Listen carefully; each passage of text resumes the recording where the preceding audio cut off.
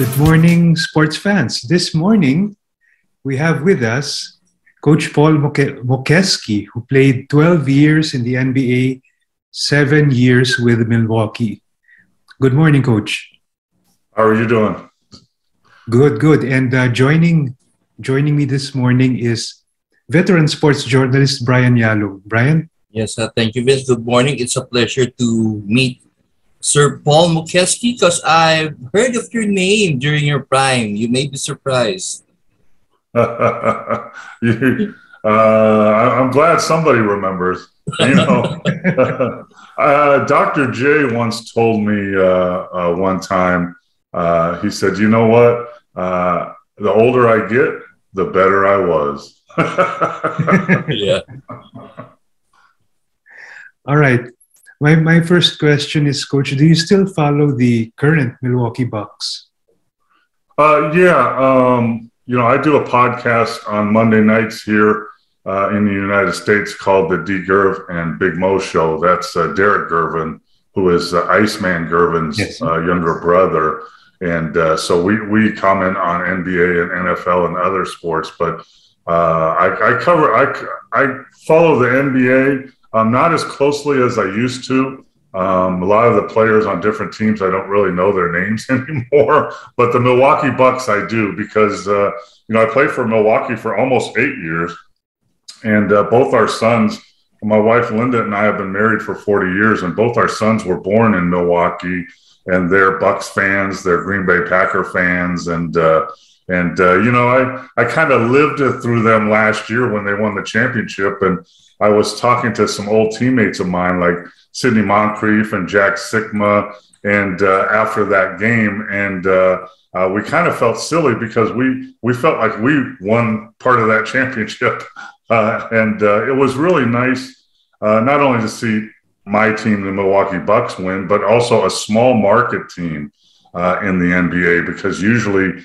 you know, the LAs and the Bostons and, you know, the bigger markets, Chicago's, they win the championships, and Milwaukee for the NBA is a small market team, and you know, with budget problems and stuff like that. And it was really exciting for a small market team to win, and playing another small market team, the Phoenix Suns, who, in my opinion, this year, I think the road is wide open for the Phoenix Suns to win the championship this year if they stay healthy, another small market team.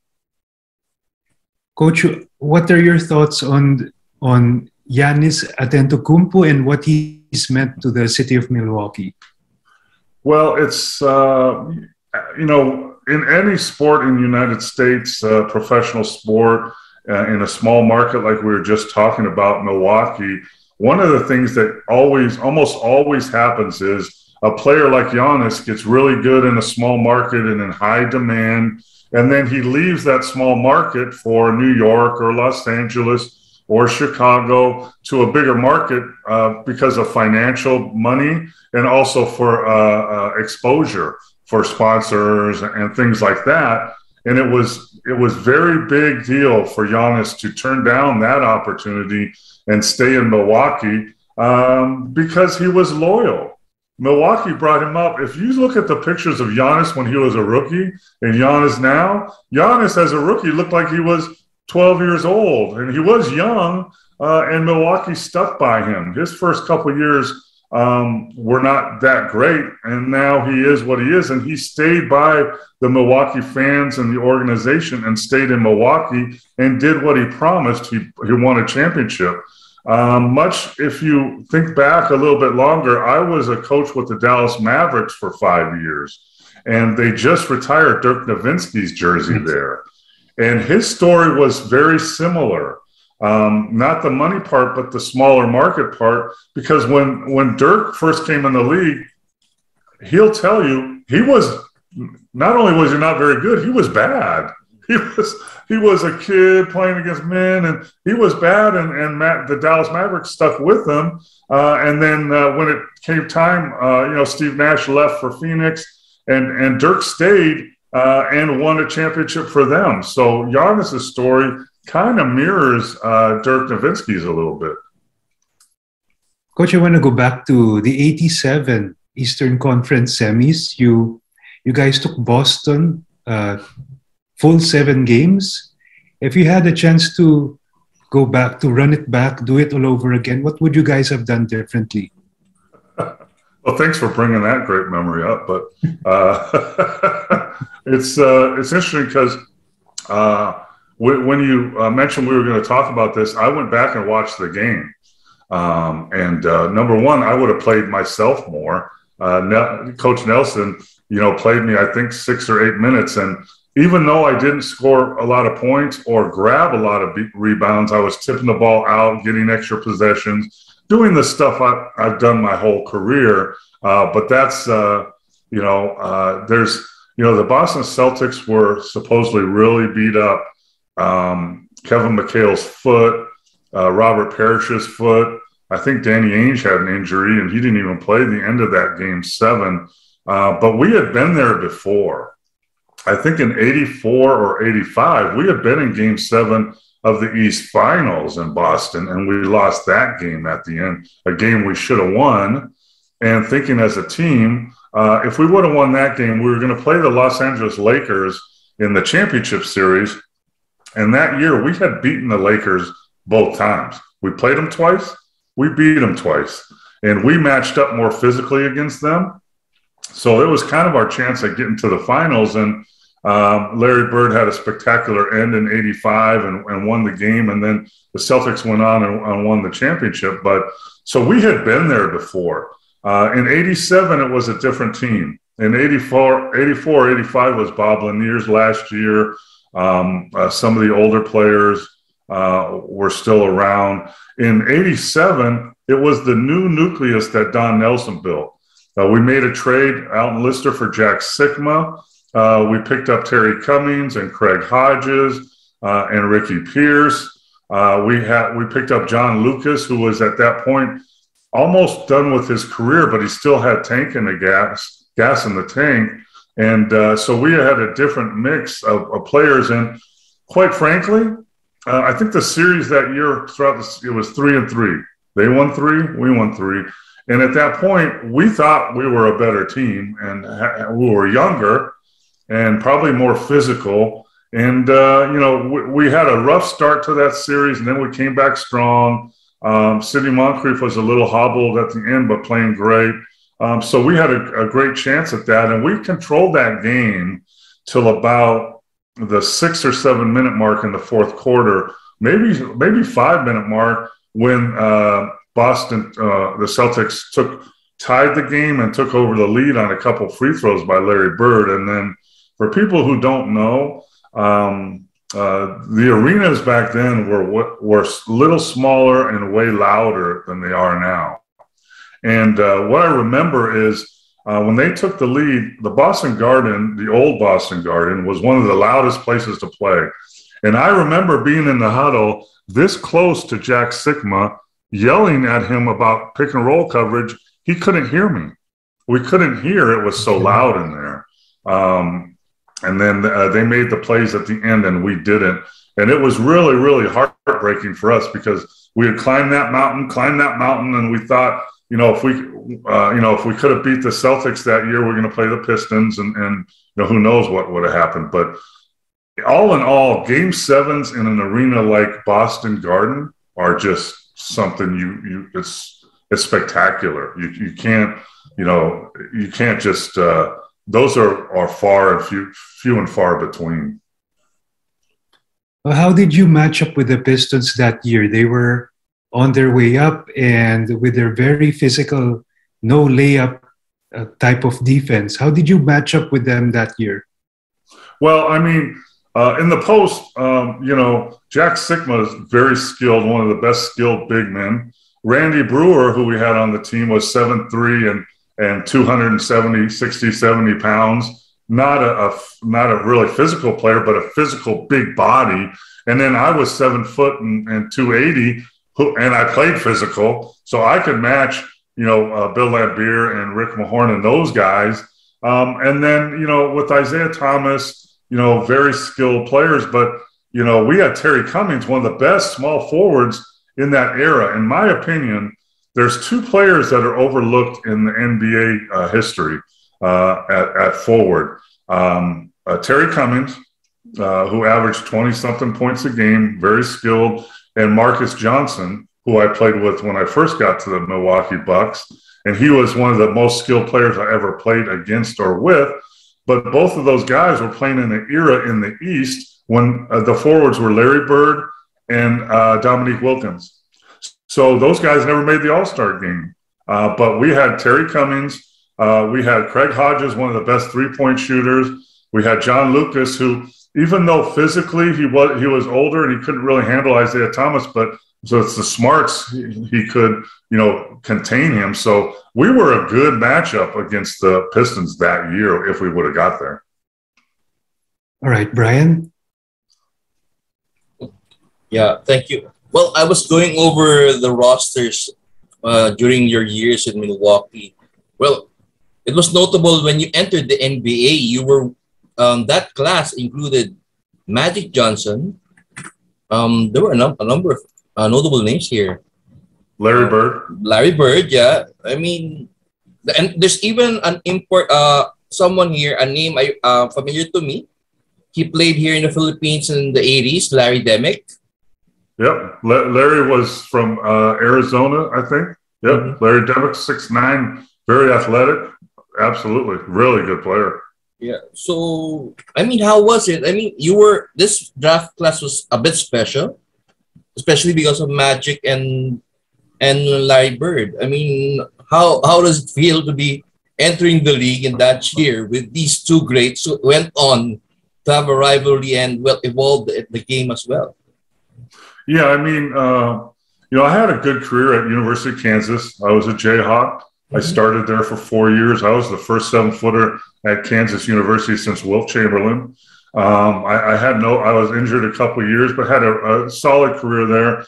But I wasn't a star or superstar like Larry Bird and Magic. And actually that year, I saw those two in person twice. Back then, in those days, there wasn't the NBA Summer League. There wasn't all these, combines and testing and all that. So back then, there were 2 All-Star games, and they were played by seniors. One was at the Final Four. So the Final Four, their games are Saturday and Monday. So there's an All-Star game on Sunday that I played in Salt Lake City.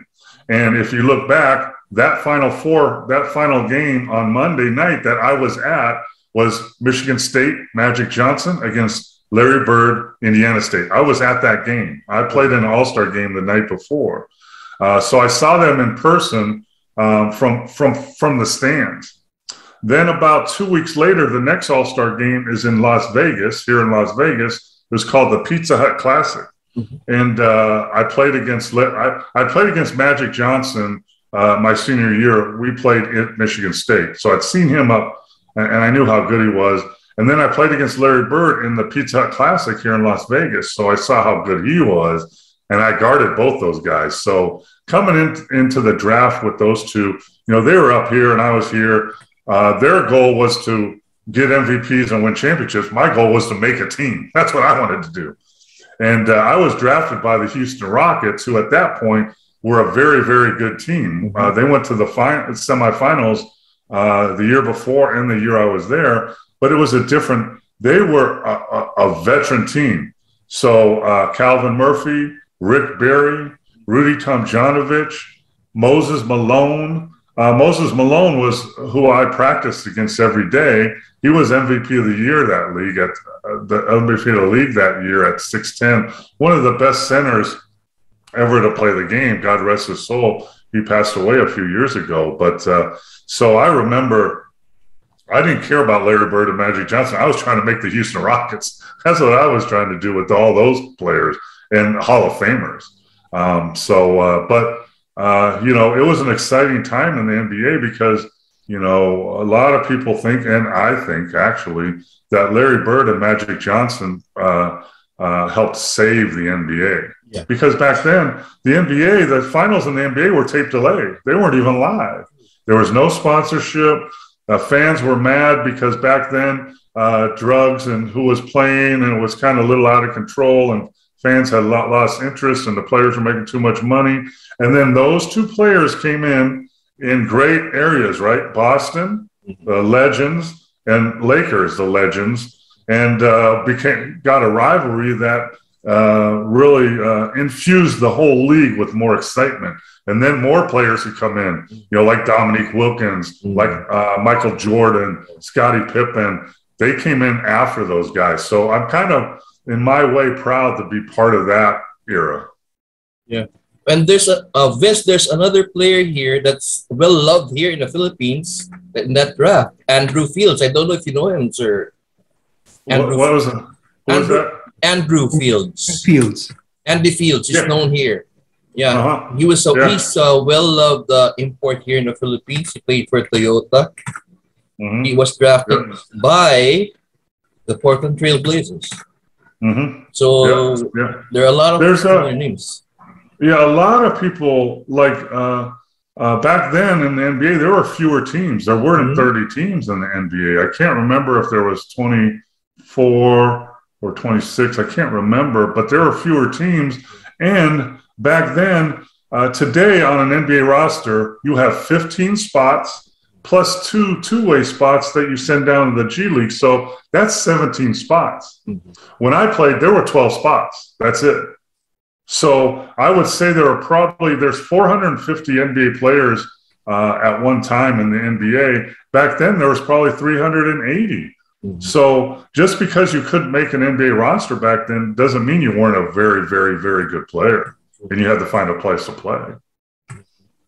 And, well, I'm going to go into your Milwaukee Bucks tenure. No? You had a couple of players that are familiar also here. David Thirdkill. Yeah, he passed away. I know he passed away already, right? I coached David Thirdkill in the CBA back in the day, too. Did he ever mention anything about the Philippines to you? Or did that come before you came to the Philippines? Yeah, because, you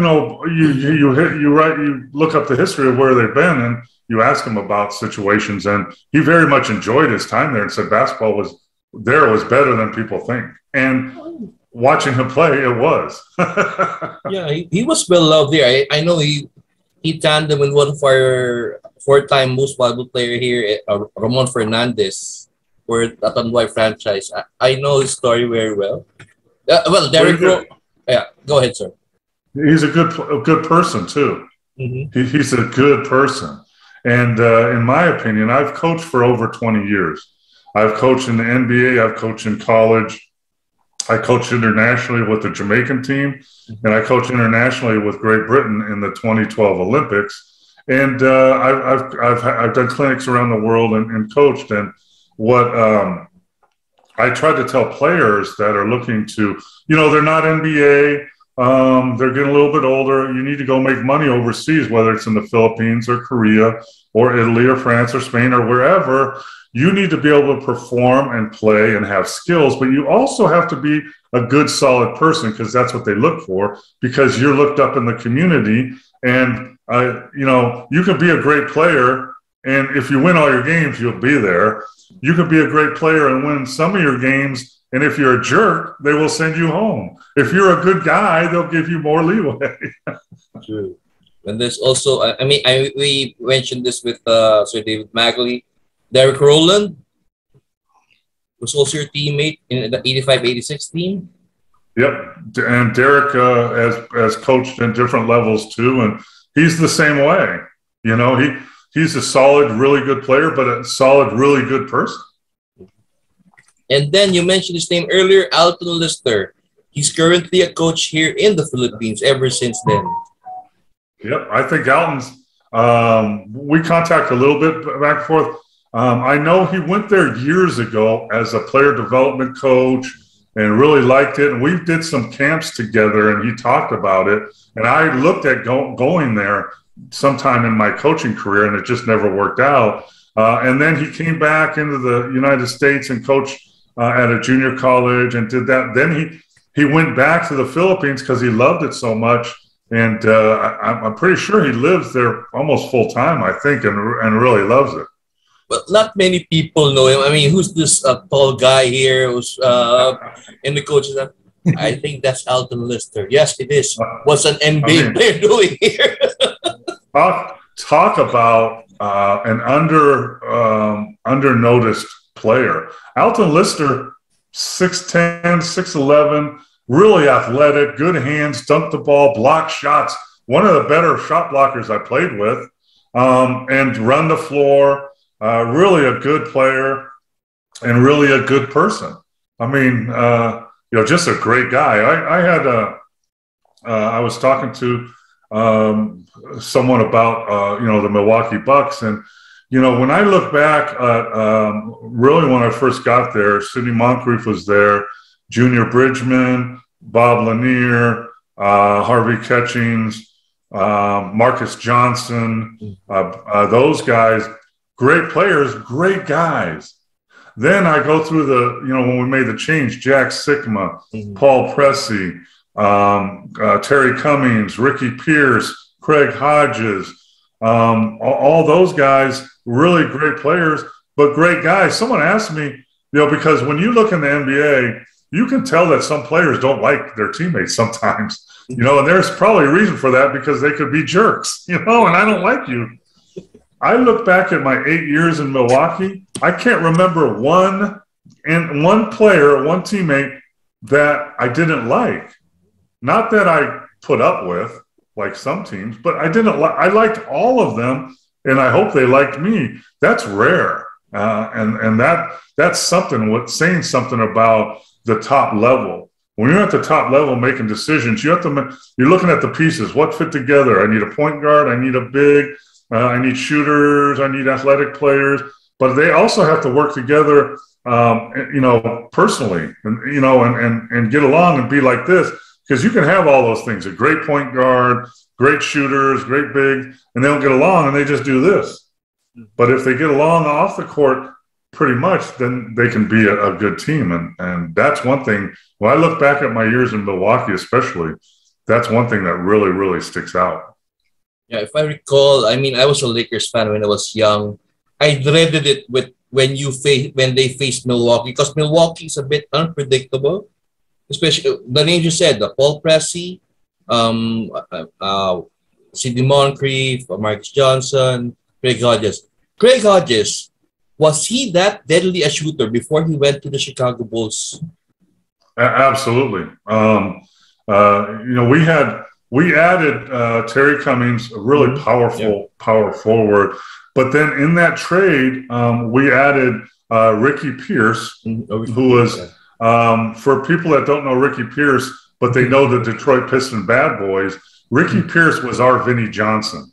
He was a big guard, could score like off, microwave type, come off the bench and just score. And Craig Hodges was part of that. And Craig Hodges was one of the best three-point shooters in the game back then. Now, think about this. I was watching some NBA games, and NBA teams are now they average 30 to 32 three-pointers a game. That's how many they take. Back when I played, maybe 10 a game, maybe, with shooters like Larry Bird, right?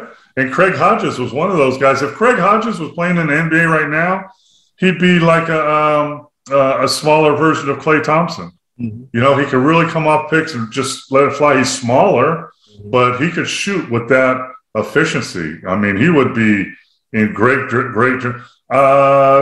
me rephrase that. How about a JJ Redick type that could just come off and shoot? Craig Hodges was that good. Yeah. Well, okay, so I'll save. I have a lot more to ask, but I'll have Vince take over before I run some questions. Coach, you talked about football earlier, and I'm a Niners fan. Sorry about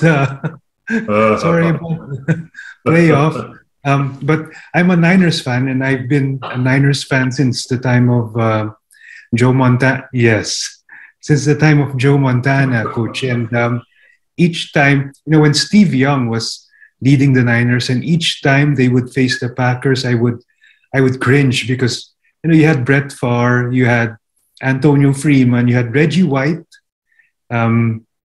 So it wasn't exactly a good experience every time.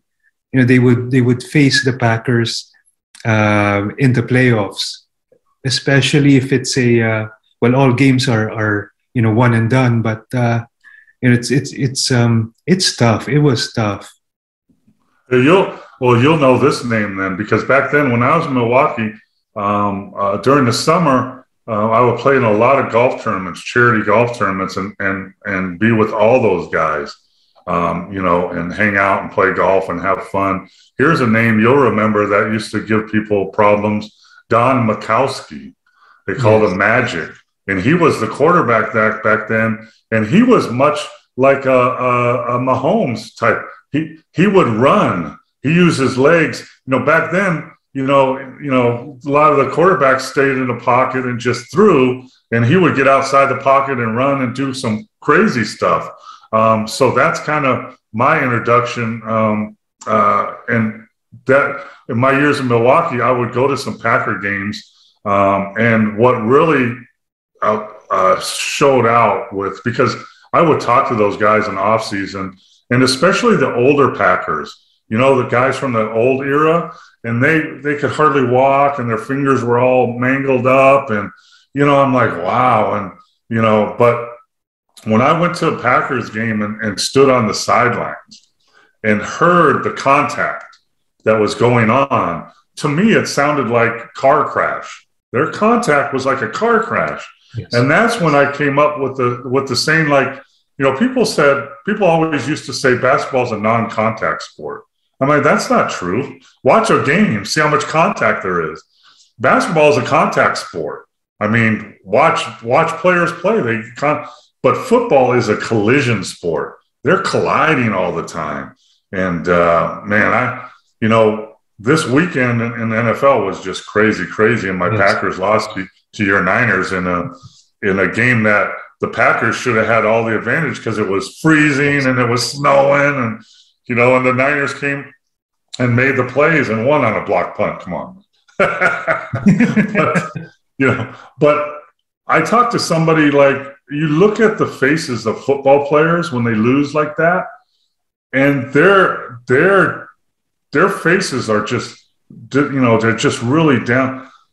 And basketball, you're upset, but the reason for that is they spent the last 2 hours getting beat up, making tackles, getting hits, and then they come up just short, and their faces are heartbreaking. And I mean, you watch the games this weekend, 3 games were won on last-second field goals. It's crazy. But, hey, who did the 49ers play? The Rams? Yes. I think a week after, I think in about a week. Yeah, and the thing is, the Rams are really good to have a great defense. Yes, but I think the Niners have pretty much owned them over the last few years, I think. I think it's like 2-5 or something that Niners win. Yes. Yeah, so it'll be interesting. How about Aaron Rodgers? You think he's seen his last game in a Packers uniform, or? Yeah, I had that discussion with somebody. Here's why I do. Because, I'm a Packer fan, and I don't think there's any way that the Packers could have let Aaron Rodgers leave. He's a legend. Some think he's the GOAT. Led him to, one Super Bowl and great victories. However, I think that perception has changed in Green Bay now with the fans. Number one, he had the holdout. Are you coming back? Are you not? We don't know. We're retired. So he got in camp late, and the Packers started rough. And the other thing was the little fibbing about being vaccinated and immunized, and they felt kind of betrayed by that. And then the way they lost this game, I think there's a window for Aaron to go like a Tom Brady and go somewhere he wants to go and try for a Super Bowl, and also a way for the Packers organization, the GM and the president, to let that happen because of how this season ended. But up to that, I could not see that happen, but now I can see that happening. Back to basketball, Coach. What are your thoughts on the space and pace type of game? The league is the style of play that there is in the league now. I like it to a point. One of the things that I learned by coaching internationally with Jamaica and really with Great Britain, I was with Great Britain for 3 years in the Worlds and the Olympics. But what that let me do is see international basketball, Spain, Argentina, Russia, those type of Lithuania, the way Lithuania moves and plays the game and cuts and moves and doesn't stand and over dribble really had me fall in love with international basketball. And international basketball, not only with the players that are playing in, Lucas and all those guys, but I think in coaching and philosophy, international basketball has permeated the NBA now. I think the NBA is a combination of international and NBA now, and it's molded together and become more of an open game, open flow, more movement, hopefully, except with the Hardens and everybody over dribbling. I hate that. I hate it. And shooting more threes.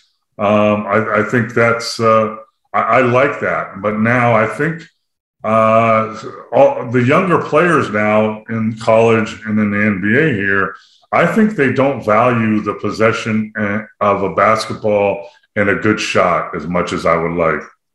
I see so many young players throwing up bad shots or driving and throwing something up or taking a bad three just because they're open. Well, you know what I used to tell them as a coach?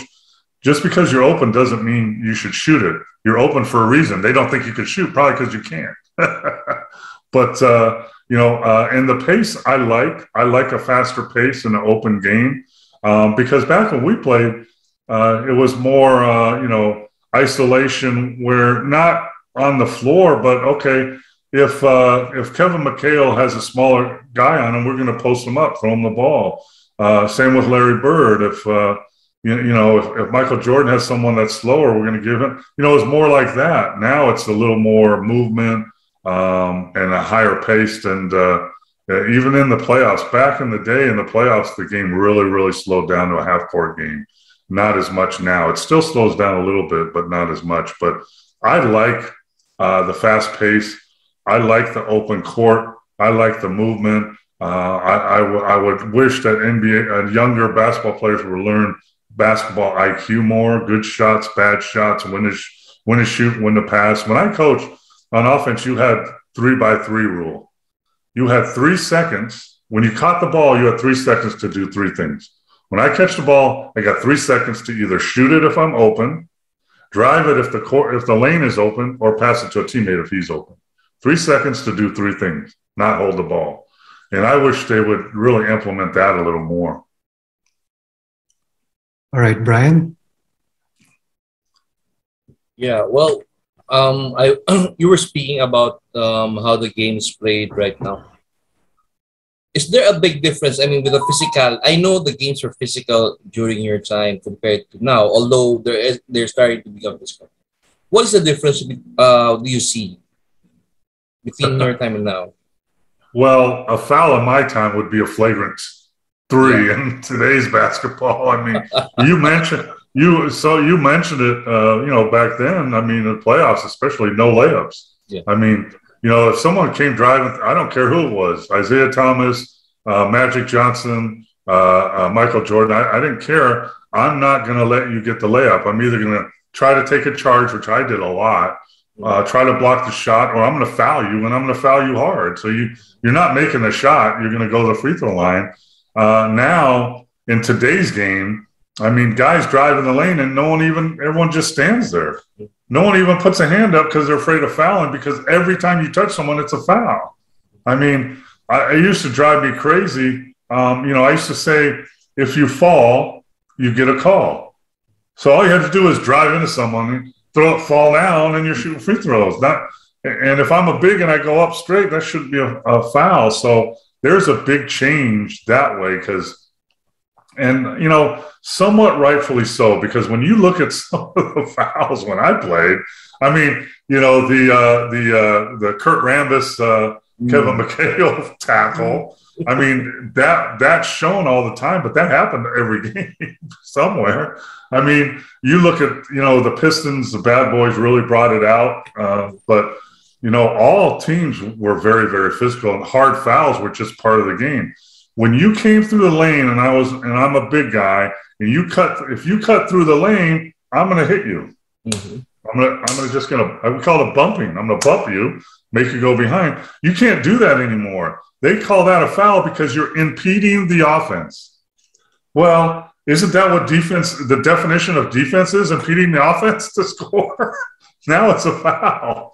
So, you know, the game has changed. Pretty much every rule has changed to help the offense, right? No zone defense in the NBA helps the offense. More fouls and touch fouls helps the offense. So that point I don't like that much. And if you look at the NBA, if you're watching the NBA and you watch early this season, we're at the 55 or 57 game mark in the NBA. You play 82 plus the playoffs. Remember early in the season in the NBA, they were letting more go, right? Bigs could bump players. They weren't called. Now look at after 50 games, they're back to what they used to be. It always happens. Emphasis on this, and then over the whole season, it kind of goes away. So I would like to see, the one thing I would like to see is, you know, not like throw somebody down, tackle someone fouls, but some of those fouls where players are just bumping a little bit, you know, we used to call it incidental contact, you know. We don't want to go back to when I played, no blood, no foul. We don't want to do that. Mm-hmm. But also we want to go incidental contact. The refs back then, you know, if we ran into each other and it didn't affect your shot or whatever, they let that go. Or sometimes they would even go the part they're going to see. If the ball goes in, they're not going to call a foul. If it doesn't go in, they're going to call a late foul. You get to shoot your free throws. They don't do that anymore. They call fouls before fouls happen now. Anticipation. They want anticipation. And we all know the referees are always wrong. We all know that. Yeah. Well, anyway, speaking of physicality, Vince showed me a couple of videos of you getting into it with Charles Barkley and Charles Oakley. So anybody named Charles. So you don't like anybody? Nobody named Charles I don't like. No. Yeah, I mean, really, on TNT, they brought that up a couple times because Charles got me pretty good in a game. And if you run that back, people don't know that I caused that. Because before that happened, the shot went in, Charles was taking it out, and I gave him a little shot with the elbow. Okay. And I knew running down the floor, it was a playoff game in Milwaukee. It's loud, and I'm running down the floor, and everybody's quiet. I'm going, something's wrong here. And I turn around, there was Charles. And he got me with his forearm and knocked me down, and I got back up. But if you look back in that play, there was no foul call. Mm-hmm. No foul. They just stopped the game, split us up, said stop that, and went back. No foul. Now that would be a flagrant 20, and you'd be suspended for 10 games, you know. You know, that was just part of the game. And the one with Oakley, rule number one that you teach players, we got into it a little bit in the post, blah, blah, blah, and we squared up a little bit.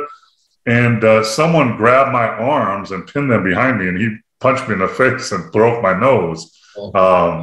So when you're in an altercation with another team, never grab your teammate. Always grab the other team. Well, that's true. But look back, I had some skirmishes, but in 12 years in the 80s with the physicality and being 7 foot 270 or whatever, and the type of player I was, I only had really 2 fights. That's pretty good. Come on. Did you ever get the good of other centers like Kareem or even David Robinson? Yeah, you need to, like, once you played in the league for a while, you got to know. There wasn't all the video and all the scouting now. I mean, I was a scout for the Dallas Mavericks. Yeah. You know, if you're a player, you can look up any player in the league and see how many times they go to the left, how many times they go to the right, do they like the hook shot, all this data. Back then, you filed it in your mind. So I knew, like with Kareem, one of the best players ever. And I knew when he turned to his to his left shoulder and shot that sky hook, forget about it. It's over. He can make that 80% of the time, all the way out to the free throw line. Insane. I had to catch myself when I was a rookie. I grew up watching Lou Alcindor, Kareem Abdul-Jabbar at UCLA. So my first year when I was in Houston, especially when I was in Detroit, when I played Kareem, I would guard him and watch him and go, wow, that's beautiful. And a play, hey, you got to guard him, man. So how do you guard Kareem? Well, if I let him get to his hook, forget about it. So I just stayed on his left side, and he couldn't turn that way or I'd be there, and I'd make him go to his the right shoulder. Now, he went to his right shoulder and dunked it sometimes, but also he went to his right shoulder and might have dribbled off his foot or traveled or missed it. So at that point, I got a 50-50 shot. So that's how I guarded someone like him.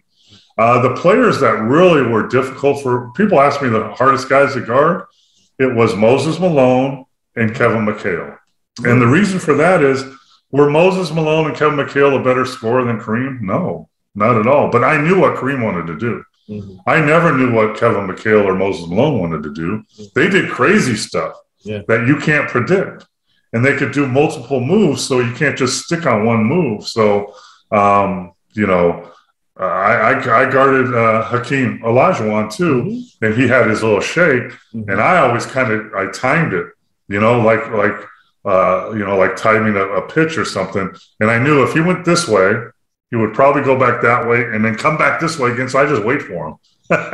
Sometimes I got it right, sometimes I got it wrong. How about David Robinson, the Admiral? Did you ever get a chance to guard him? Yeah, David. I actually was in Spurs training camp my last year in the league, and I got cut and went to France and played. But David, his physique, his stamina, conditioning, running, he would just run you. You got to keep running with him. But also he had a great touch.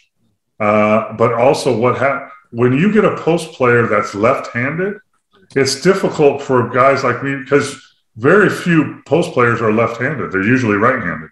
So, they like to go this way and they do this that way. With him, he does things the other way. So you kind of in your brain, you got to think about that. But he was one of the first post players to use his quickness against bigger post guys. Your last year was with the Golden State Warriors, am I correct? 91, yeah. Okay, that was a very special team. I mean, your teammates were Chris Mullin, Mitch Richmond, and Tim Hardaway. Run TMC. Yeah, Run TMC. Run TMC. Yep. So what can you say about that? What was lacking in that team? I mean, you had the tools, you had the shooting, you had the offense, and you guys were there for the defense. What was lacking for that team? Our defense wasn't great. I mean, we could outscore anybody. I mean, the Run TMC, those three guys you mentioned, they would score anywhere from 70 to 90 points in the game. So if everybody else scores 10 points, you're at 120. You should. And we won a lot of games. But our defense, Chris Mullins played no defense. Tim Hardaway was okay and Mitch was okay, but our defense wasn't very good. But that year, it was Don Nelson who thought outside the box. Don Nelson was one of the most creative coaches ever in the game. He's the one that brought the point forward with Paul Pressey in. He's the one that, when I was in Milwaukee at first, we were a defensive team. We had 5 ways to guard the pick and roll, 5 ways to guard the post. He's the one that came up with defensive rotations and run rotations and closing out and doing all that stuff. And at that point, he became an offensive juggernaut. He's one of the first guys to go with small ball. So he went small ball, where our biggest guy was 6'8" on the floor. We outrun teams, and he was the first one to keep the floor open. So because Mullins, Tim Hardaway, and Mitch Richmond could all drive. So you need to keep the floor open. And he's the first one to let bigs shoot 3-pointers. Me and Jack Sigma in Milwaukee shot threes. Not many, but we could shoot and make threes. And he did the same thing in Golden State. we were really good offensively, not very good defensively. That year, I think we were the 7th seed in the playoffs, right? Yeah. And we played the Spurs with David Robinson, and we beat them at the number 2 seed. And we went with our Run TMC, and then it was me, Alton Lister, Tom Tolbert, and Jim Peterson that alternated on David Robinson. So we would just come in at waves at him. So Alton would try and block his shot. I would beat him up, and Tom Tolbert would run him. And, he didn't know what was happening. He had to play the whole game. And then we ran up against the Laker team that was really, really good. And one of the best games I've ever been a part of was, I think it was game 2 or I can't remember, 2 or 4. It was in L.A. And I think we won. Maybe it was game 1. I can't remember. But anyway, Chris Mullins had 42 and Magic had 41.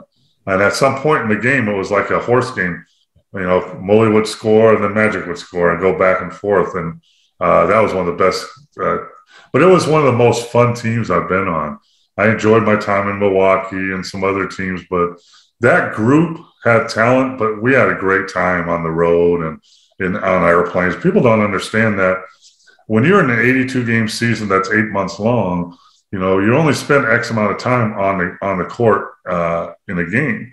You spent time on the court practice, in the locker room, in the weight room, at the airport, in airplanes, at hotels. That's where you spend most of your time. So they were just a great group. The interesting story, I went to San Antonio and got cut that year in training camp. And I was sitting at home around Christmas time without a team. I'd been talking to teams and trying to get with a team, and no one had really signed me.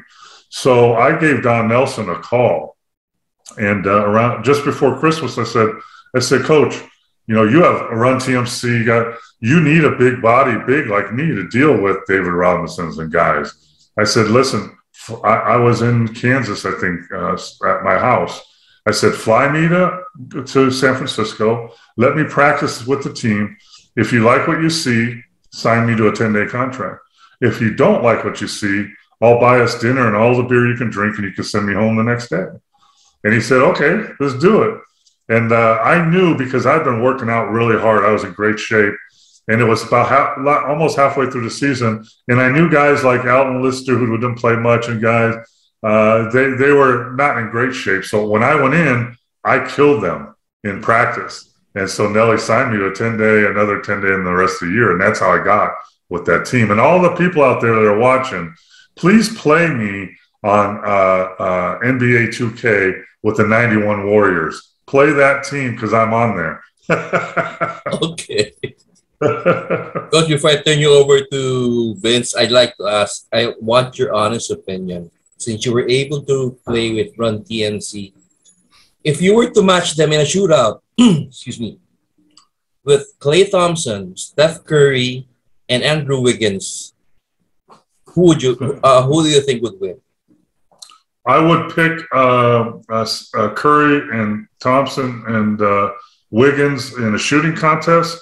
I would pick Run TMC if they played 3-on-3. Oh, really? There you go. How about that? Yeah, that's interesting. Yeah. Because I watched Steph Curry. I was in Charlotte coaching there when he was at Davidson, and his dad was on our staff, so he was in our practice gym all the time before our practice shooting. I knew he was a special player, and he can shoot crazy, deep, quick release. Klay Thompson, one of the best shooters ever. Andrew Wiggins is a really good player. But the one thing that Tim Hardaway, Mitch Richmond, and Chris Mullins have over them is toughness and competitiveness. And they would find a way to win. Whether it's, Tim Hardaway crossover, a Mully left-handed fadeaway, or Mitch Richmond punishing Wiggins in the post. So that's my answer. Though the Steph Curry team in a shootout, Run TMC playing 3-on-3. That's pretty good. Yeah, I would pay big money to see that too, even today. Yeah, that's interesting. Okay, Vince, back to you. Coach, okay, you were with the Warriors in '91, and please correct me if I'm wrong. Were you there when there was a time that MJ or Michael practiced with the Warriors? Were you with the Warriors then, or you were no longer with the Warriors when that happened? No, I wasn't there if that happened. I was in Charlotte, and MJ was a part owner of that team, and he practiced with our team in Charlotte when I was there. He had been retired for years. But no, I have never heard that story before. That's interesting. You mentioned that MJ would join the Hornets practices. How were those like? He first, MJ is really, this was for 10 years ago. So MJ was probably, or maybe it was 15 years ago. So MJ was probably about 42 or 43. So today's game, he could probably still be playing back then. So, the first time he came to a practice and, talked to some players and stuff. And then players, of course, challenged him. So he played some of the guys one-on-one and then beat them. And then I think they egged him on to get in a real scrimmage the next day, and he did and played well. But, he was in any sport, especially in basketball, in my opinion, it's really more valuable for a coach who's done it before to instruct a player that's trying to do it. So like if you're instructing a big guy in the NBA to have to guard the Joker, right, in Denver, I think it's better that NBA is looking at another 7-foot guy that maybe guarded Kareem or Moses or okay, he guarded guys like that before, so I'm going to listen to him. I think that's more valuable than some coach that had never done it before trying to tell a player now, hey, this is what you should do. Not easier said than done. So when Michael came down to practice and was talking to the players, they respected him and knew what he'd done. But then when he showed them on the floor, their level of respectfulness went up. Oh, wow, okay. Not only am I seeing him on old highlights, from the old days, I look up, now I'm seeing him face to face and he's doing it to me. Man, I got to listen to this guy. All right. Coach, I'll turn you over to Brian first. I'll be right back. Okay. Hey, Coach, going back to the Warriors, do you think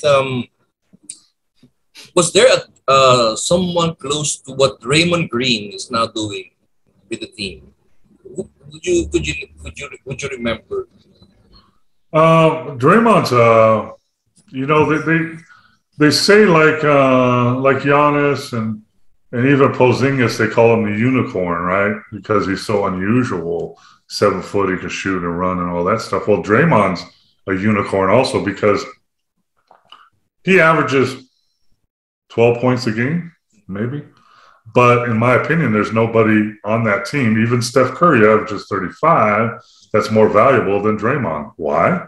Because Draymond does so much other things. He can rebound. He's one of the best defenders. He can defend 5 positions from center to point guard. He's a great passer and a big body that can pass. That helps when you're big and you can see over people to pass and let someone's all over you if you're smaller. So he can do that. And he's got leadership and he's got toughness. He can drive to the basket and score when he wants to. And every once in a while, he can make a 3, but he knows that's only every once in a while. So he doesn't shoot 6 threes to make 2. He shoots 3 threes to make 2. So that's even more valuable to your team. And, you can't really, even in the history of the game, someone that unique as Draymond, you look at Dennis Rodman, who was unique in a different way. Dennis Rodman Dennis Rodman has scored 0 points in a game and almost probably won the game because he had 28 rebounds and 5 block shots and dove on the floor and guarded Karl Malone. So, he's different in a different way, but there's very few of those type of players in the NBA that you can really think of that not as a scorer that can really impact the game. That's why I'm going to step off subject right now. When everybody asks me, who's the GOAT, the greatest of all time, Michael Jordan, LeBron, Kobe, Bill Russell, who won 11 championships. And in my opinion, there's no question the greatest of all time is Wilt Chamberlain. Mm-hmm. Wilt Chamberlain scored 100 points in a game. Yeah. Wilt Chamberlain averaged 50 points a season and almost 30 rebounds. Wilt Chamberlain is the only center ever, the only center to lead the NBA in assists in a year, almost 9 assists. So when he was with Philadelphia and those teams, he was scoring 50 points a game and helping them win. When he went to the Lakers and they had Jerry West and Elgin Baylor and Gail Goodrich, he became a shot blocker, rebounder, and passer, not necessarily a scorer. So, that's kind of, Draymond is not Wilt Chamberlain, but Draymond affects the game in different ways, which is very, very unique. I mean, if we had Draymond on the 91 Run TMC team, we would have won the championship, in my opinion. Yeah. There's more of the little things that most people don't appreciate. No, I mean, you look at assists like Westbrook with the Lakers. He averages 9, almost 10 assists a game, almost triple-double. But he also averages more turnovers a game than anybody in the league. So that's just as damaging. So it used to be, I scored 40 points. Yeah, but how many did the guy you were guarding score? He scored 45. So there's different things in a basketball game, turnovers. And one stat that really drives me crazy that most fans think that steals, the amount of steals you get in a game is a good stat. That's not a good stat. In my opinion, deflections on defense are a good stat. You're getting your hands on the ball.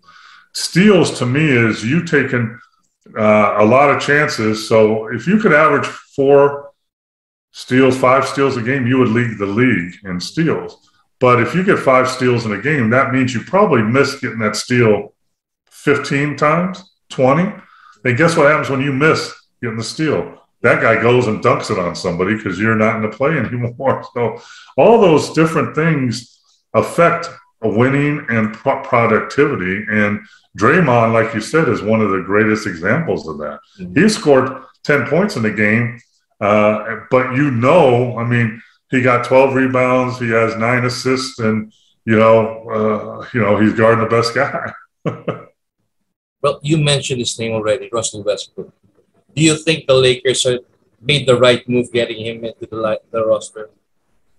From day one, when they made that move, my opinion was that is putting a square peg in a round hole. He doesn't fit.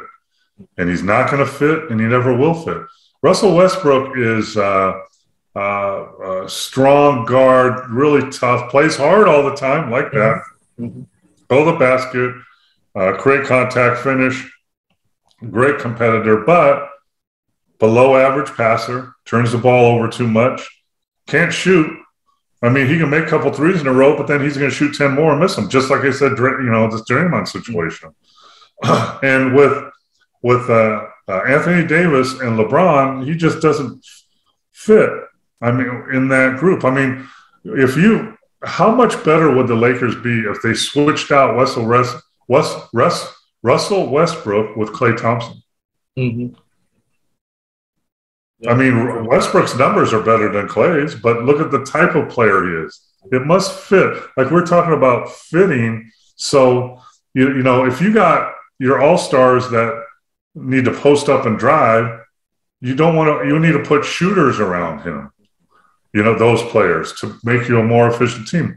That's one thing like Philadelphia with Embiid, who is having a great season and can do about anything, but they don't have enough shooters around him to open up the floor to make him even more effective. So Westbrook, in my opinion, wasn't going to fit and never has fit in LA. Now, the problem is trade deadline is 14 days away. Yes. Russell Westbrook makes $44 million.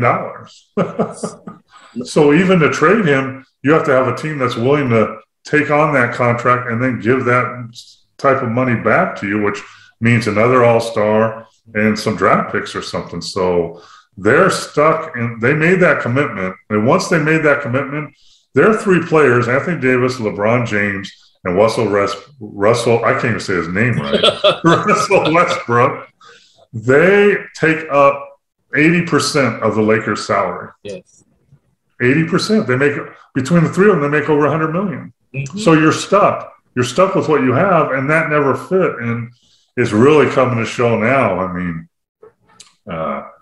you know, they're struggling, and you know, they got all the older players, you know, all those guys around them. But if the three main pieces don't fit, then, you know, they've been hurt, and all. But even if they're not hurt and those three are playing, they still don't fit, in my opinion.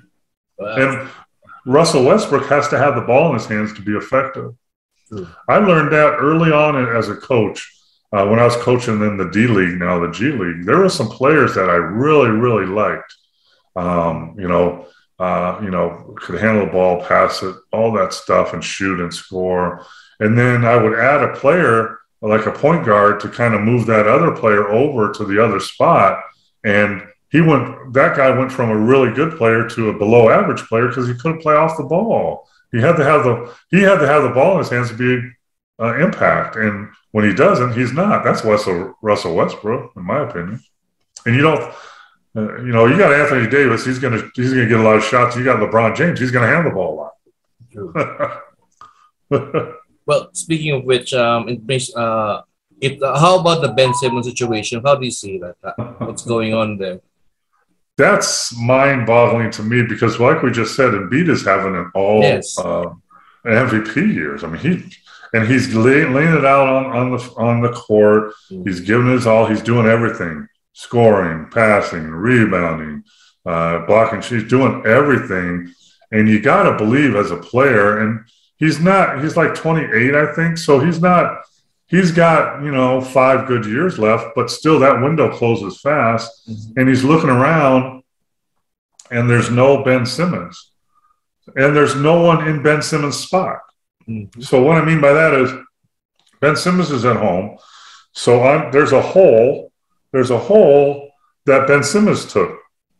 And you didn't put not anybody to fill that role, that spot. So if you add anybody, you know, they're talking about like my perfect fit for them, CJ McCullough from Portland.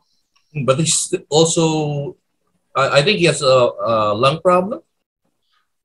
Yeah, he's got some problems, or someone like that would be a perfect fit because he fits in with them. But anybody you fit in that hole, even me or you, would be better than they have now. They have a hole. Yeah. If they had you or me, they'd have something in the hole. I mean, it'd be like, you know, but, you know, and I got to believe Embiid is looking around going, come on, man, do something. Get me another starter that can help me. Get me a knockdown shooter that can help me. Get me a physical presence big guy, PJ Tucker, that can help me. Give me something to fill that hole. And now you're going to try and wait the whole season. And I think they're in like 7th or 6th spot or something like that in the East. If you fill that hole with something like anybody that's good, you could get a lot for Ben Simmons right now. I mean, you know, and who knows? Ben Simmons could be big as a house right now. He hasn't played in months, you know, but you could get a starter. You could get a young player that could be an all-star. And you put him in that spot, and you go from 7th probably to 4th or 3rd, and you have home court. You know, I don't. That's a mind boggler for me. And then you have Ben Simmons, who, for whatever reason, is sitting at home losing tens of millions of dollars every month. That makes no sense to me. You know, and he hurt himself. You know, he was holding out, so his value went down. Then he went to Philly for about a week and acted like a jerk. And then his value went more down, so they can't trade him more. If he would have went and just been normal, I think they would have. Daryl Morey, who I know a little bit, would have traded him after 2 weeks. Okay, we got your value back up. We're going to now go play for this team. But instead, he went and acted like a jerk. And now, if you're a team somewhere else, Ben Simmons is a good talent. You know, can't shoot, but he can drive, pass, defend, do all that stuff. Can really help us win. But he acts like a jerk. What says he can't? We trade for him, and he comes here and acts like a jerk. One name that's being mentioned right now is Tyrese Halliburton of the Sacramento Kings. Do you think he makes sense? Yeah, I mean, I actually saw him work out a couple summers ago before he was drafted here in Las Vegas. And to me, here's what I kind of mentioned. We talked about a great player I played with, Sidney Moncrief. Mm-hmm. Halliburton reminds me of a skinnier Sidney Moncrief because he's like he can score, he can rebound, he can pass, good defender off the ball. You know, he does all that stuff really good, but nothing great. He's that type of player. But I think along the other player that would really help, that would light my fire, and I do in a second, is Buddy Hield, right, in Sacramento, who can shoot the lights out. So if I was Philly and I could get Buddy Hield for Ben Simmons, I would do that in a second, you know. And now just think if Buddy Hield shows up in Philly and Embiid's looking around and said, I can pass to this guy. He's going to make a three anytime I want. Hello. Yeah, that would be great. Well, I think part of the problem with that is I think there's a stubbornness that Daryl Morey, who's been known as the trade master, is kind of being a little stubborn now, and he sees Ben Simmons' value as way more than other teams see Ben Simmons' value, and that's a problem to get a deal done. Well, okay. So Vince is back. Vince. Thank you, Brian. Coach, you've been around the world. You've played the game around the world. Would a European coach stay in the league for a long time? You talking about a European coach coaching in the NBA? Yes. Ettore Messina did, I don't know how many games, but he didn't last long. So do you think European coaches can stay long in the NBA? I think strategically wise, X and O wise, all that, yes. Yes. Personality wise, not so sure. Because if you watch European basketball, you know, there's a different mindset, coach-player mindset. It's more old school. The coach in European basketball runs the show like it used to be in the NBA, and the players play for him. In the NBA, it's the other way around. The players run the show, and the head coach is trying to get the players to do what he wants. It's two different scenarios. And if you do it this way, and you're on that player and yelling at him now, he's going to tell you, forget you, because this is how it really is. I make more money than you. I'm more valuable to the team than you. And guess who gets fired first? You or me? You do.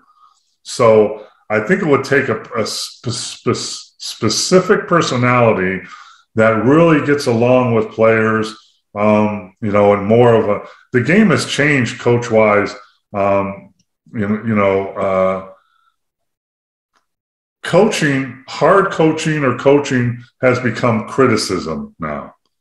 You hear players say, hey, I got to take the coach's criticism and turn it around and take it as good criticism. That's not criticism. Criticism is me saying, hey, you're terrible. You can't shoot. That's criticism. Coaching is, hey, you're not shooting very well. We need to work on that and get it better. But now today's players see it as the same thing. So what I've seen from European coaches is European basketball is much like collegiate NCAA basketball in the United States. In the United States, the head coach in college runs the team. They're the face. They run the team. They have the power.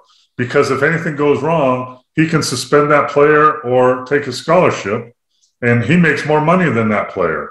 In the NBA, it's the other way around. Players make way more than the head coach.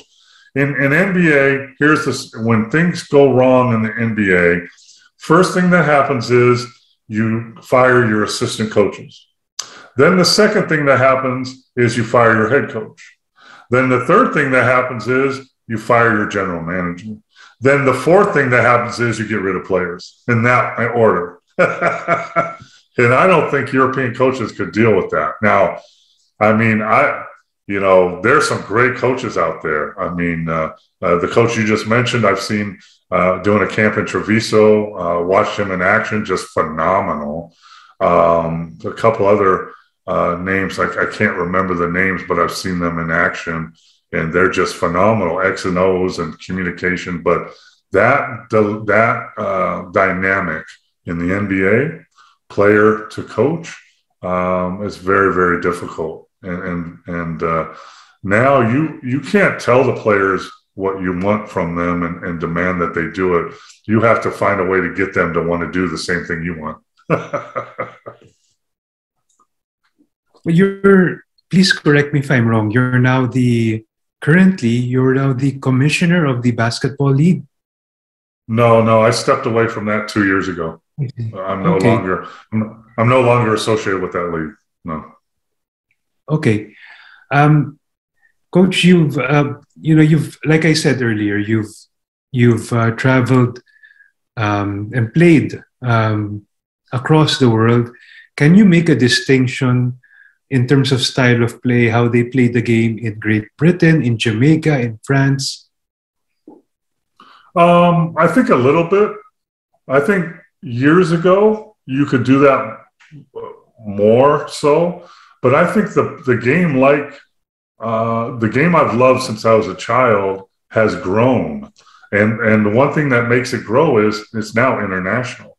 Not only with players now, but with coaches on coaching staffs and clinics. I mean, I've done clinics and camps in Korea, in China, in Costa Rica, in Jamaica, in Spain.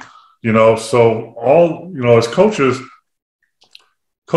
borrow/steal from other coaches. I mean, if you look at, you look at plays, hey, I could do that, and I could do this, and we could do that, and how do you guard the post, and all that stuff. All that information is now blended in with travel, players and coaches coming back and forth, and video and the internet. So now you can actually watch, games in the Philippines. You can watch games. You can watch them and say, "Oh, wow, this is."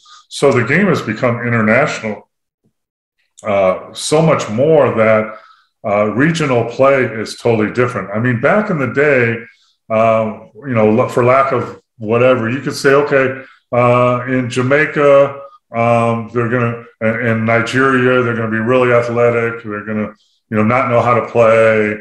They're going to be that. In Argentina and maybe Spain, they're going to be a little more wild. They're going to be more skilled but wilder with the ball, and turn the ball over but make spectacular passes. And in France they're going to play soft, and they're not going to be as tough, and things like that. I don't think you can say that anymore. I mean, when I was in the league, let's talk about the Run TMC team, 91, the Warriors.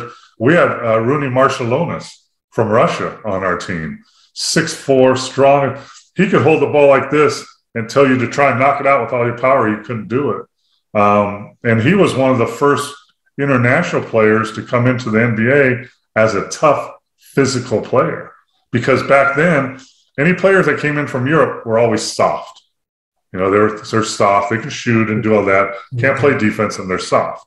Now that's not true anymore.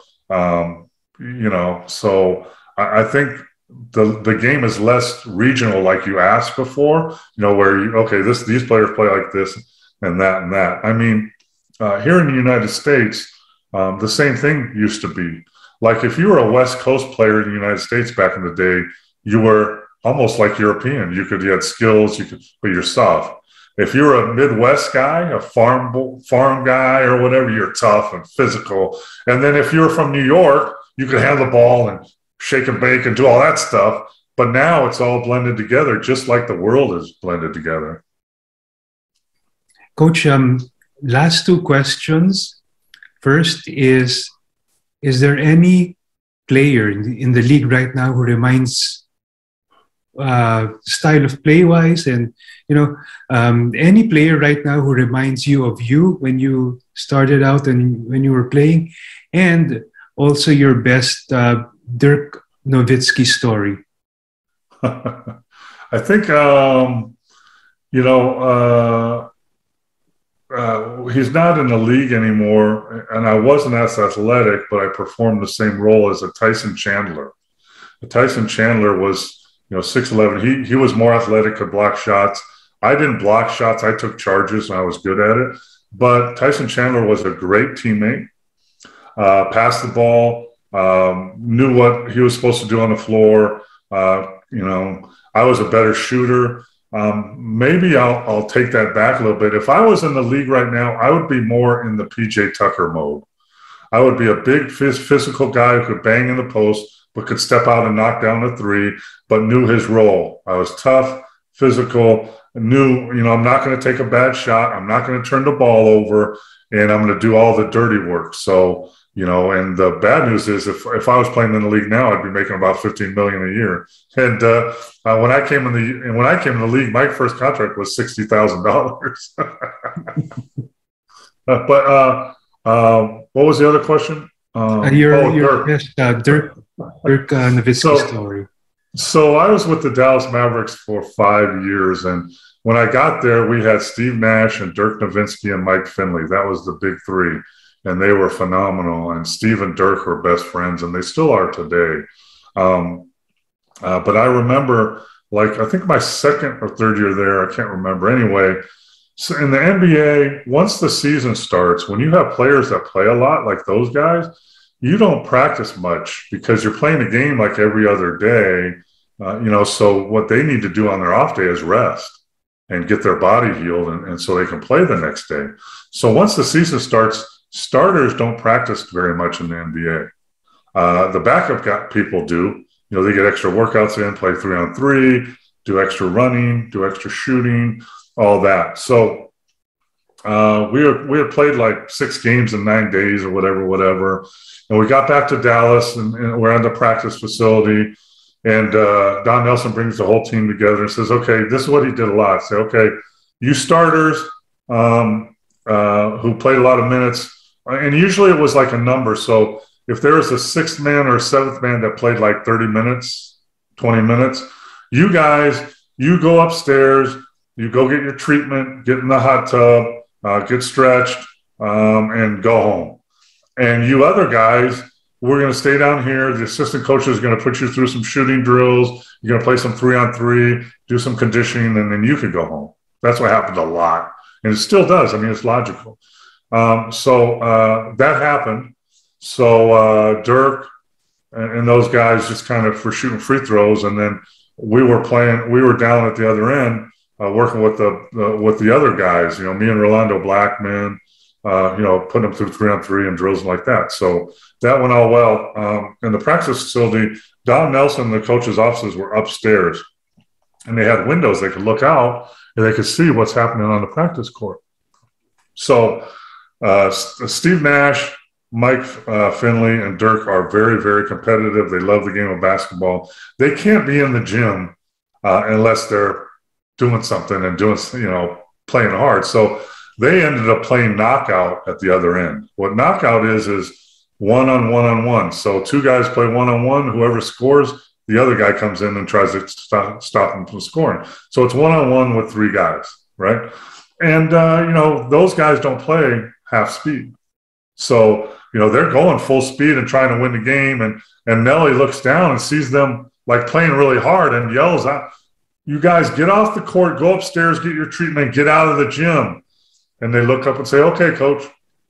Closes the window, and they go right back to their game. And they're still playing, and they're playing hard.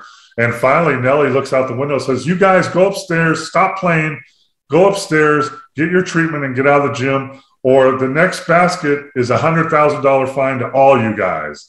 And then finally, all 3 of those guys, including Dirk, finally left. But Dirk was like a kid in a 7-foot body, which was amazing because he's one of the best NBA players ever. So in practice, he's having a great time. He's playing hard. But it's also frustrating because, like any child, you have to discipline him sometimes. So that was Dirk back in the day. But Dirk was one of the – and I've been around superstars, and he's one of the nicest ever and never changed. When I first got with Dallas, he was an all-star. But when I left Dallas, he was a superstar and one of the best players in the league, and had the 1-foot shot and had been MVP. And the thing is, he never changed. He treated the assistant coaches, he treated the trainers, he treated the ball boys, he treated the equipment guy just the same, nice and respectful. And that's the one thing that really sticks out, besides his talent on the court, about Dirk. Coach, I want to thank you for your time. Thank you so much for your time. We have a few minutes left, and your final words to our viewers. Well, number one, thank you for listening. Hope some of my stories didn't bore you, and I hope you learned something, and maybe some stuff that's not known out there a lot. I've loved the game of basketball my whole life since I was a little kid. My dad played. I grew up in my front yard shooting baskets, and when I started, I wasn't very good, and then I got good. I was recruited in high school by every college in the country. I went to Kansas University, was an All-American, and played 12 years in the NBA. And now I've coached for over 20. I'm semi-retired now. I've coached all over the world. But the reason I did that is because I love the game of basketball. I love the stories. I love the talent. I love the people. And I hope you all – I also have a podcast on Facebook Live Mondays. And you can see it on YouTube also. It's called the D. Gerv and Big Mo Show. We have some guests. We've had Rick Barry on. We've had Dr. J on. We've had Iceman Gervin on. We just had Chris Finch on, who was the head coach of Minnesota Timberwolves. So tune in and check us out. We have these conversations every week. And guys, I really enjoyed it. You guys know your basketball and enjoyed spending the time with you. Brian? Well, I'd just like to thank Coach Paul for clarifying some things that we didn't know in the past. And rest assured, there's a lot of stories that I'm going to write.